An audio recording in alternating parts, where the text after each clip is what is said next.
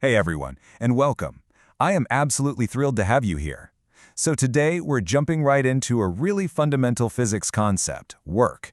We're going to look at the fascinating difference between the everyday illusion of effort and the actual strict reality of physics. It's kind of wild, and it's definitely going to change how you look at your daily routine. Let's get into it. Think about a normal day. We throw the word work around all the time, right?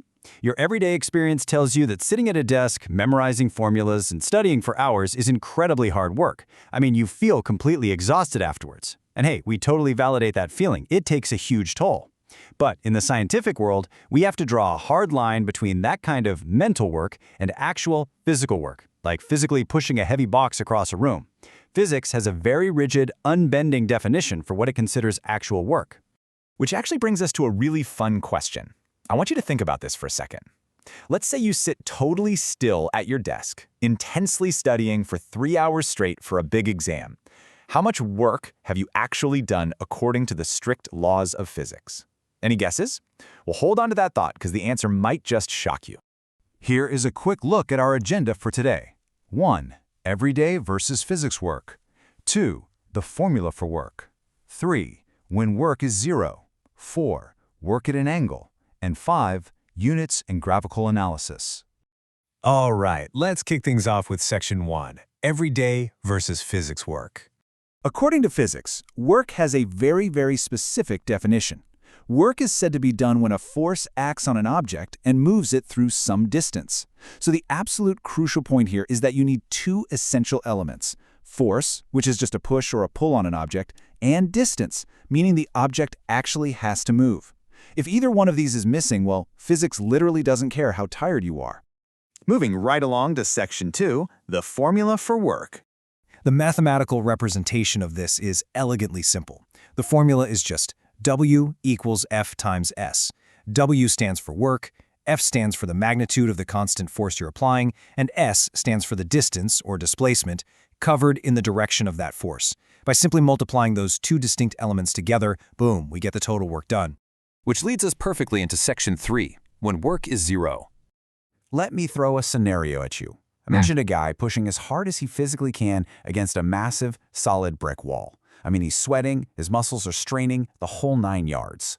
But is he doing any work? I want you to keep that W equals F times S formula in your head for a second. The answer is a massive, resounding no. Because that brick wall remains fixed in its place, the distance or displacement, our S variable, is exactly zero. And mathematically, any force multiplied by zero is zero.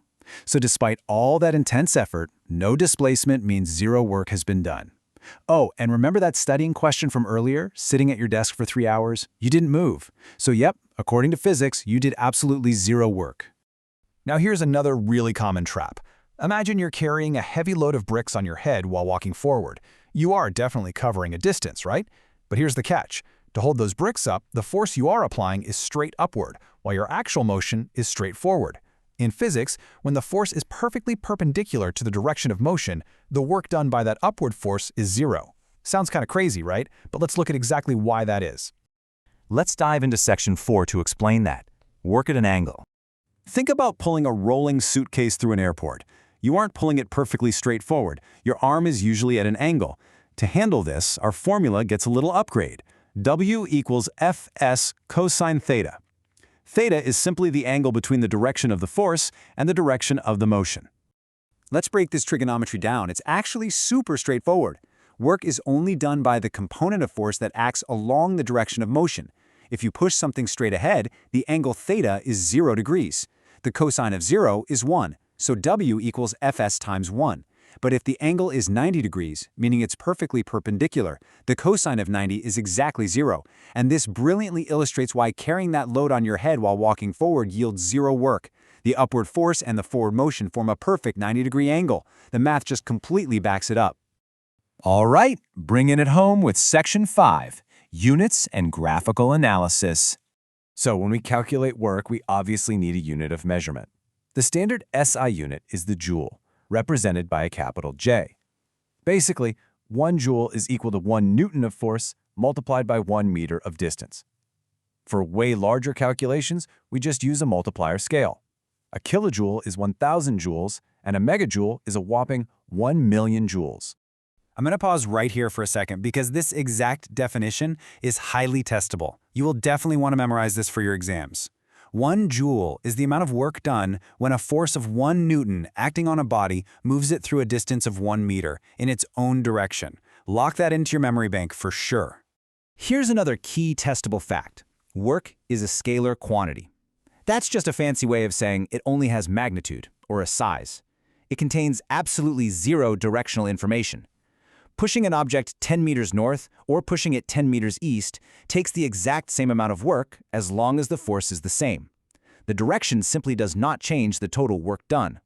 Finally, let's talk about how to pull this data directly from a graph. It's basically a simple 3-step process. Step 1, look at the y-axis to find your force in newtons. Step 2, look at the x-axis to find your distance in meters. Step 3, just calculate the shaded area under the curve. Since we're usually looking at a rectangle here, the area is length times width, which means force times distance. And what is force times distance? It perfectly matches our W equals F times S formula. The area under a force-distance graph is literally always the work done. Let's do one final recap challenge to see if you've really mastered this. Imagine someone walking while carrying a briefcase. Their hand is applying an upward force to hold the briefcase up against gravity. But their displacement, their walking, is moving directly forward. Based on what we learned about that cosine 90-degree rule, what is the total work done on the briefcase by that upward force? Yep, you guessed it, 0. So we have officially mastered the mathematics and the reality of work in physics today, but before we wrap up, I want to leave you with a provocative thought. What exactly gives us the ability to do that work in the first place? Where does that capacity even come from? Well, that question opens the door to our very next physics topic, energy. Keep that in mind, keep studying hard, and I'll catch you in the next explainer.